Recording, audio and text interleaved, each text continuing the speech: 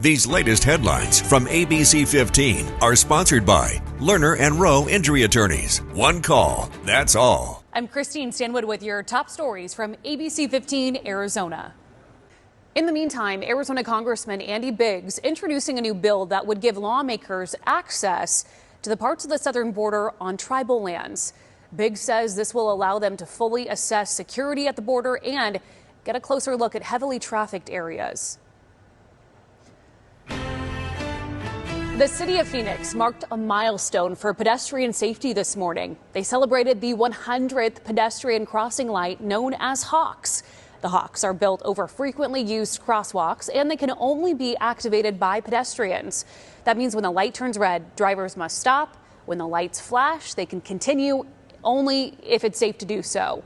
Just a few years ago, Arizona was the second worst state in the country for pedestrian safety. Phoenix's street transportation director says Hawks are helping improve safety. What we're finding is that there's reduced pedestrian incidents at those locations because pedestrians can cross the road safely. From 2022 to 2023, pedestrian deaths decreased by 30% in Arizona. It's a landmark Supreme Court case that could affect families with transgender children across the country. Today, oral arguments are being heard on whether a Tennessee ban on medical treatments for transgender children violates the Constitution. The law penalizes doctors who provide hormone therapy or puberty blockers for people under 18 with gender dysphoria. The case also could have implications for parents' rights to make health decisions for their children. A ruling could be made in the coming months. Making headlines, we're learning UnitedHealthcare CEO Brian Thompson was shot and killed in New York City this morning. The executive was there to attend a UnitedHealthcare conference, but that's when investigators say a masked gunman was waiting for him to arrive. This does not appear to be a random act of violence. The victim was in New York City to speak at an investor conference. It appears the suspect was lying in wait for several minutes.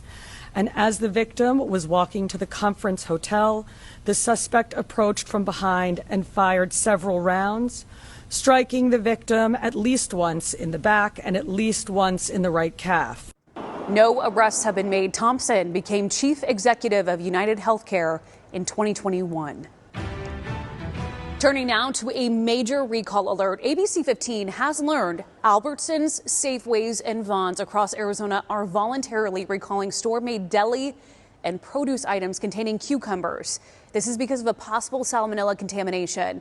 Now, as a result of this recall, multiple products, including vegetable, dip trays, fruit bowls, and platters, may have been impacted. Sell-by dates were between November 28th through December 8th. So if you bought these items, you are urged not to eat them, throw them out, or go to the store and get a full refund. It is Clausathon Day, and we are asking for your help to collect much-needed items to make holidays special. Operation Santa Claus helps 5 Arizona charities, including Special Olympics Arizona. For decades, Special Olympics Arizona has helped more than 21,000 athletes compete in 21 sports with more than 400 events each year for athletes of all abilities. This Special Olympics in general just makes me really happy. They're more like a family. You can help make a difference in the lives of these Arizona athletes by donating during Clausathon today. Call that number on your screen, 1-855-522-1515. Volunteers are ready to take your calls right now until 7 o'clock tonight. I check if your most accurate forecast, which is a warm one. I'm meteorologist Ashley DiMartino. We're keeping those temperatures well above normal as we head into the next probably couple of days before a nice cool down is going to be coming our way. So it's good to be outside for all the activities that you might have planned, even at nighttime.